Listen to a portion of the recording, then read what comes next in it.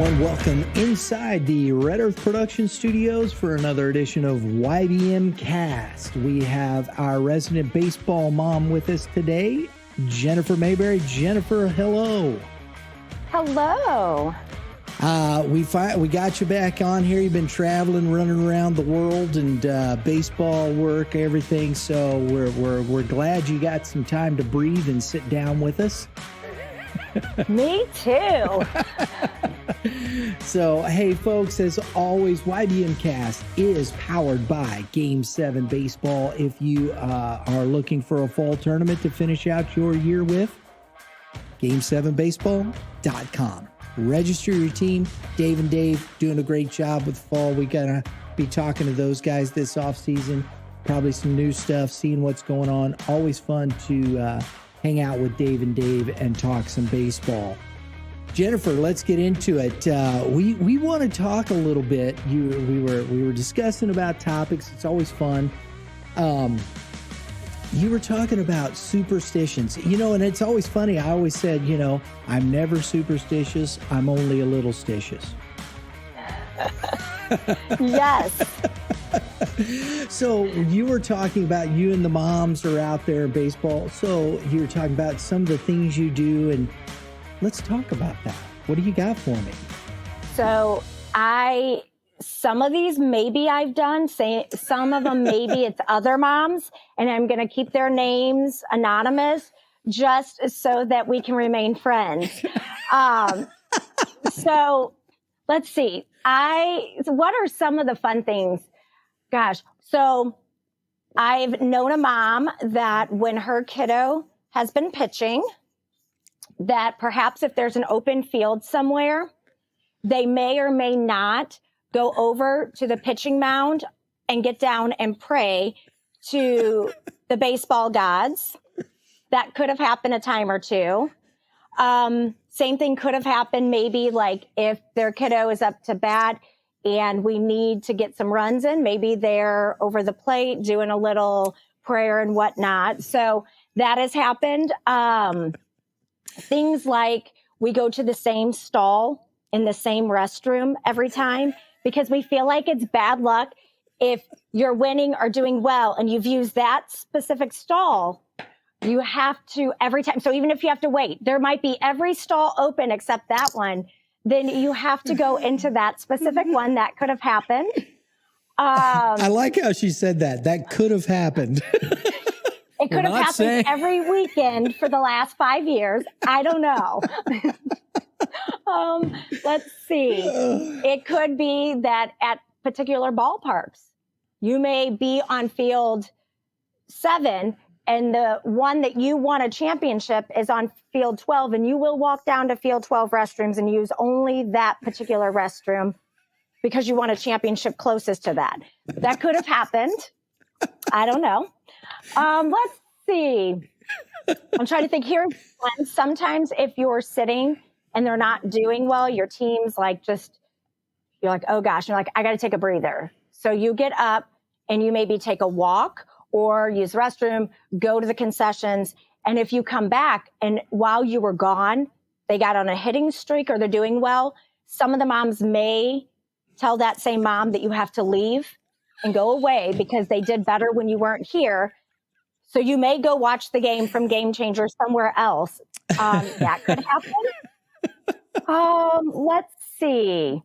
It is some of the craziest. That's got to be the difficult one. And especially if her son is up at the moment. Yes. I mean, it's funny too, because we have a row sometimes, like this is how we sit. Like this is what mom sits, and if someone comes to join and they get in the middle of it and are like, oh, I'm going to sit by, we're like, oh, no, this is good luck. This is how we sit for good luck. So we will make people get up and move so that we can sit our chairs in a specific order. I mean, it's a little out of control. And though we know in our heads, this is not right. Like this has nothing to do with this. We don't care. We're still going to do it just in case. This is the part in the show where I'm going to say, all you moms out there, comment. throw your station in the comment below there. I got to see some more of these. This is very interesting. I had no idea. I mean, there are certain outfits that are to be worn at championship Sundays. So if you did not get them clean, it doesn't matter. You're going to wear them dirty because that is good luck to wear. It has been some of the craziest things. And then when the game's done, we're like, see, I knew that worked. If we win, we think it's because we sat in the bathroom the whole time or because it's one stall that we used. That was the lucky stall. And that is why we won. You just can't even make this stuff up. But it happens. And I promise you, there are moms out there that are doing this. They know what we're talking about. Mm-hmm. Oh, I love it. Because I'm used to just the hat waving and wearing the hats backwards and turning them inside out and whatnot. This is a whole different world here. It is. And sometimes my husband's like, woman, are you kidding me right now? I'm like, not even kidding you. I am 100% for real about this. Mm-hmm. Oh, mercy. Yep. It's crazy, but it's whatever works, right? Whatever makes us feel better. Hey, look, I want to ask you this because on your shirt, we always talk about this. You talk about Advocare, and we're always thinking about our kids and whatnot. You said, and your shirt says, I love Spark. What is Spark? Got to tell us what Spark is. Spark is a mental focus drink that is packed full of vitamins. So it does have caffeine in it, and it helps kind of help you tackle your to-do list, but in a healthier version than, say, those other drinks, your Monsters, any of those. It is a healthy version to kind of help you stay on track, tackle the to-do list, and keep things going. There may be a certain flavor of Spark mixed with a certain rehydrate that is lucky also that we drink. It's funny, I'm laughing because as you're talking, Justin's over there drinking his, is that a Monster, son? Justin. No, goodness. We're going to have to get some Spark here, son. Get the mental acuity back up. Well, it's funny because we joke about like Game Changer. And so sometimes we walk away and we watch it and then we just can't anymore because we're so stressed out that I will text the moms that sit on those sidelines and are like, I'm going to stick it out. And I'm like, text me when it's over. And sometimes there's some of us, we cannot. So we don't even watch it on Game Changer. We're on a tree behind a field over on another waiting. And when we get the text, it's safe to come back. They won. Then oh, okay. And we keep thinking sometimes there's me and another mom specifically who always say we miss some of the best things because we're off wandering, doing our superstitious walks and all this silliness that we're missing good baseball sometimes, watching ending double plays to go to championship games because we can't sit and watch it. Do you think it's maybe just a little nervousness? I think it's a lot. Like, I'm not saying that, you drink a lot of water when you're at the baseball field, you're hydrating. So clearly you need to use the restroom. But I think that 15 times during one game may be excessive. And we call it nervous peeing. And I'm like, I don't even know how I could go anymore, but I got to go. We know it. It's nervous peeing is what we call it. And we can't help it. So 15 times during game is a tad excessive, but it happens. We have to. Because it's always funny because you see it never seems to change because they'll find the mom and dad in the stands in the stadium of the kid making the debut, and mom's up there, can't look. And, and I think that comes into it, you just you're finding a ways to say, I can't watch. Well, and so we've learned too that it's important when our kids are pitching, as much as it would be so much more relaxing to go hide in the bathroom. We also know that we don't want our kids to think that we don't have faith in them, that they're not going to do well. So right. I've had to struggle a few times and I'm smiling and I'm watching my boy on the mound and I'm thinking, someone someone, I'm going to have an out-of-body experience. Get me out of here. But I just smiled through it and I'm like, yeah. And inside, I'm like, holy smokes, I can't. You know, it's always interesting. My wife, I think it made her relax more because she became the scorekeeper. And so she's keeping score. So it kind of kept her in the game, and to where those things and maybe turned her mind away from some of those things that way. I think it's interesting. I love the Stitious stuff. It's hilarious. Well, and when your kiddo, like if you're doing Game Changer or any of those things, you have less time to be nervous because you are focusing on every single thing, trying to get it as accurate as possible. So that does help on the days that I am doing it. But then I'm always like, oh my gosh, I have to sit and watch this. I cannot take a nervous bathroom break. What's happening? So, and it was maybe a weekend ago, 2 weekends ago, I was watching my middle and he was pitching, and my youngest, their team was playing at the same time. So I'm like, well, I'll just watch his team on Game Changer and I'm watching Jace's game. Why did they put my youngest into pitch at the same time as my middle? So I'm watching him pitch him. I'm like, is this for real? Are they doing this on purpose? Do they want me to have a heart attack? So yes, the good times of being a baseball mom. Oh, I love it. I love it. But you know, we do it, don't we? We do. And I wouldn't change it, but yes. Look, we folks, again, right there, this is where all you moms that are shaking your head, throw in those comments. We want to see what well, I want to see what some other Stitious are from some other moms out there. Please shoot it in there. If you like what we're doing, hit the subscribe button, hit that dinger, get you all your notifications for upcoming episodes. Jen, I want to talk real quick because we're going to talk about some of these things as we go through the off season, so to speak, as we're finishing up fall. It's always good to get fundraising ideas, right? And I want to ask you this. You know, you've been doing it. You're in the middle of this. Is there some fundraising fatigue, you think? I do. I think it gets tricky. So as, you know, I've been doing this a few years now. Mm-hmm. And if you're a family that's got multiple kiddos, or you just have one kiddo and you play a lot of tournaments, you travel a lot, it can get costly. So I do see the benefit in fundraising. I think it's great, but there's that fine line between sometimes is it too much, because we don't always want to ask friends and family to make a donation or to buy something they really may not want, even though it's beneficial. And I know I've done it with my friends, you know, kids, you don't mind, but there's that fine line. And, you know, it's also hard because with some teams, not everybody wants to fundraise, and that's right. Okay. But then how does that work for the families that do want to, that are participating?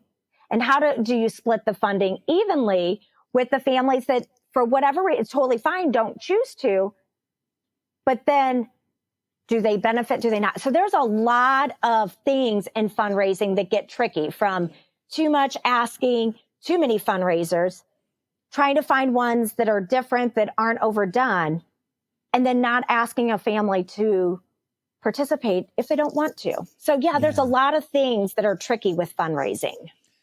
I think it's such an interesting point. And, you know, as you're going through, there's so much. And I always like the Jack's Pizza one, or what do you call it? The local one here. What is the? Andorro's. TJ's. Yes. Yeah. Yes. I always like the pizza ones because, you know what? I'm going to eat some pizza. So it was always fun to me. Somebody come knock. I mean, you get the kids through the neighborhood to come up, knock. We got TJ's. I'm like, I'm going to buy some TJ's. I'll eat TJ's. Good for you, young man. And you always I always looked at it from the standpoint of, you know, here, if you have a young girl, young boy coming out, you know, so they're fundraising for their team, you know, hey, you know what? I always think a neighborhood part of it, in my estimation, is always good community wise, and things of that nature. So I always like that part of it.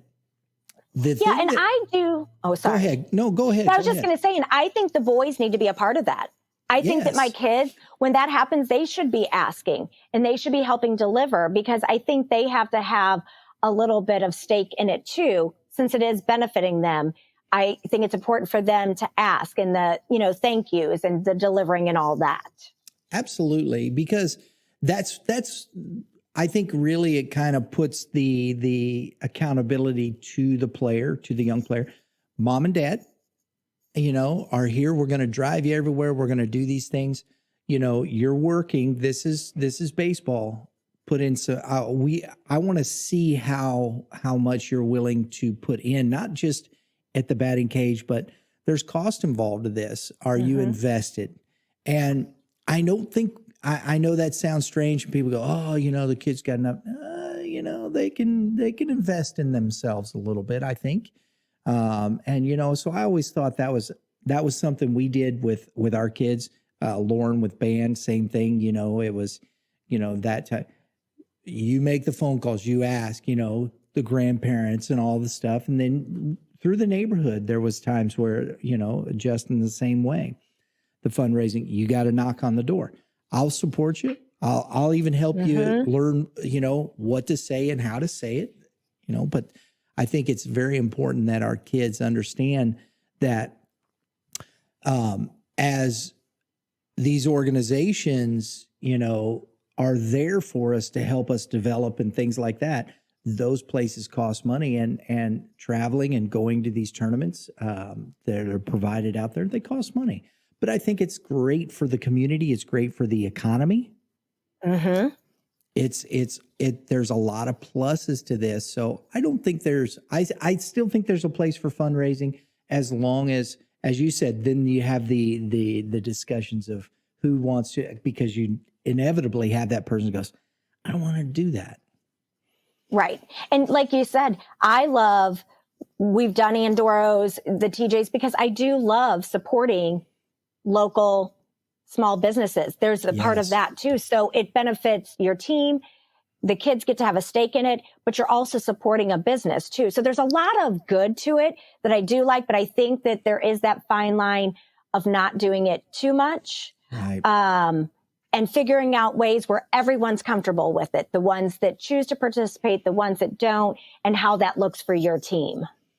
So as we kind of just touched on this as we're finishing up the show here, because we're going to talk, Jennifer, we've been discussing, folks, we're going to try and get a group of moms on to talk about fundraising, talk and have some discussions, some open dialogue, see what's best, see those things, pros and cons.